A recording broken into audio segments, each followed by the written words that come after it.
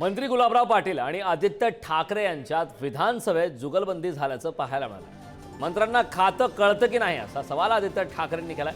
तर आदित्य यांच्या वडिलांना कळत होतं म्हणून मला खातं असं गुलाबराव पाटील यांनी म्हटलंय। म्हणून तर तुम्ही पळून गेलात अशा प्रकारचा पलटवार आदित्य ठाकरेंनी केलाय। तर विधानसभेबाहेरही आदित्य ठाकरे आणि गुलाबराव पाटील यांचे एकमेकांना टोमणे पाहायला मिळाले।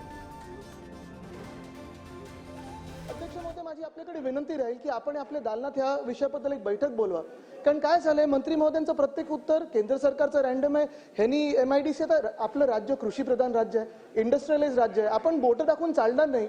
आणि जर आतापर्यंत ह्यांना वाटत असेल की आता बैठका लावायला पाहिजेत, मग खातं कळलंय की नाही हा मूळ विषय राहतो ना इथे। तर अध्यक्ष महोदय, माझी आपल्याकडे विनंती राहील की खात्याचा अभ्यास करून बघा। सत्ताधारी पक्षाचे पण अनेक प्रश्न आहेत आणि ते उत्तर देऊ शकत नाहीत सत्ताधारी पक्षाच्या आमदारांना। तर माझी आपल्याकडे विनंती राहील की उत्तर राखीव ठेवा, मंत्र्यांना सांगा अभ्यास करून उत्तर द्या।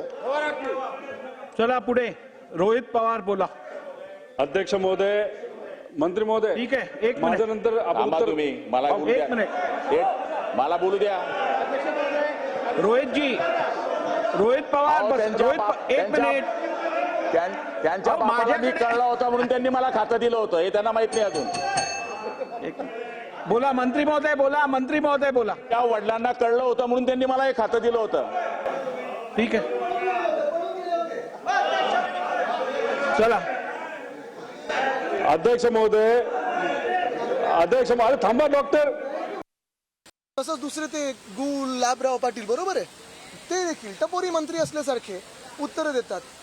काय म्हणजे मेन प्रश्न सोडून बाकी सगळ्याची उत्तरं देतात आणि ह्याच्यावर आमचा आक्षेप आहे। आज विधान भवनात देखील मी खरोखर जे स्पीकर आहेत अध्यक्ष महोदयांचे आभार मानतो की त्यांनी ती टपोरी जे काय तो उल्लेख होता मंत्र्यांचा तो मागे घेतला, त्यांनी मागे घ्यायला लावला, रेकॉर्डवरनं काढायला लावला। पण हे असे मंत्री जर टपोरीपणा करायला लागले हाऊसमध्ये तर फडणवीस साहेबांच्या इमेजबद्दल चिंता ही आम्हाला जास्ती आहे।